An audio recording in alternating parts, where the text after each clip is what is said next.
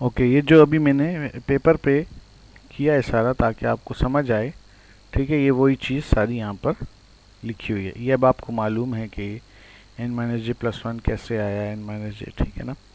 अब जो है इसको हम मल्टीप्लाई कर लेते हैं और इसको प्लस कर लेते हैं, ठीक है ना। तो उसको हमने मल्टीप्लाई कर लिया और उनको प्लस कर लिया। सी वन के साथ वन था तो सी वन आ गया, सी टू एन, इसी तरह C three n minus one, इस तरह इन सबको हमने मल्टीप्लाई कर दिया। अब ये जो है आपके पास एक जनरल इक्वेशन आ गई, इससे आप बेस्ट केस और वर्स्ट केस निकाल सकते हैं। लेकिन बात ऐसी है कि सिलेक्शन सॉर्ट में सच मैंने पहले भी बताया, ये आप खुद भी करके देख लें, मुख्तलिफ एग्जांपल्स लें, चाहे आप बेस्ट केस लेंगे या चाहे आप सॉर्टेड ऑर्डर में लेंगे या अनसॉर्टेड ऑर्डर में लेंगे या किसी ऑर्डर में भी लेंगे, आपकी आइट्रेशंस उतनी ही होंगी, आप उनको काउंट करके देख सकते हैं, उतनी ही होंगी, जिसकी वजह से जो है एज सच जो है इसके रनिंग टाइम पे कोई फ़र्क नहीं आता, ठीक है। तो यही इसका वर्स्ट केस है और यही इसका बेस्ट केस है।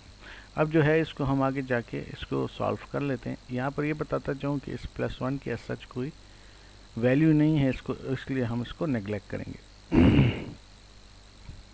ये वही सारी बात जो मैंने की कि वर्स्ट, बेस्ट और वर्स्ट, एवरेज केस सब कुछ इसका सेम ही है। अच्छा, तो इसको हम जो है आप ये देखें C4, C5 और C6 को हमने कॉमन ले लिया और n माइनस जे लिख दिया। वन की एज सच कोई वैल्यू नहीं है, इसको हमने नेग्लेक्ट कर दिया है।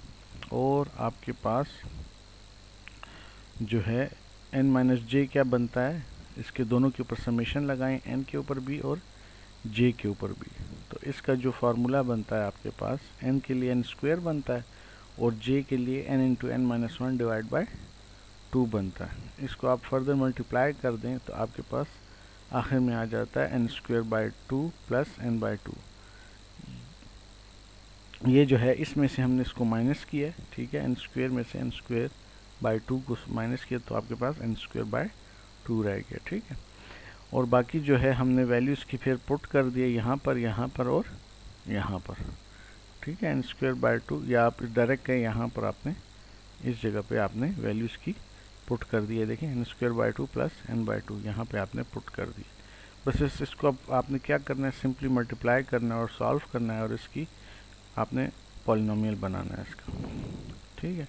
इस तरह मल्टीप्लाई कर दिया, आखिर में इसमें से इसने जितने कॉन्स्टेंट्स हैं उसको उसमें से n स्क्वायर कॉमन ले लिया, यहाँ से n कॉमन ले लिया, यहाँ तो कोई कॉमन बनता नहीं था, ठीक है ना।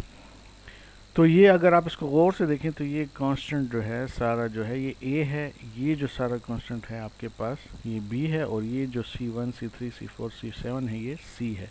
तो हम इस सारे को लिख सकते हैं an square plus bn plus c। और फिर मैंने कहा है कि इसको ऑर्डर ऑफ ग्रोथ की फॉर्म में अगर हम लिखते हैं, नोटेशन की फॉर्म में लिखते हैं, थीटा नोटेशन की फॉर्म में तो इसका time for this algorithm is theta n square.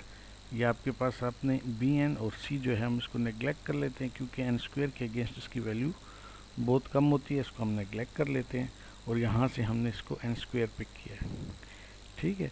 तो इसका रनिंग टाइम जो है आपके पास बेस्ट और वर्स्ट दोनों केसेस में आपके पास एन स्क्वायर है,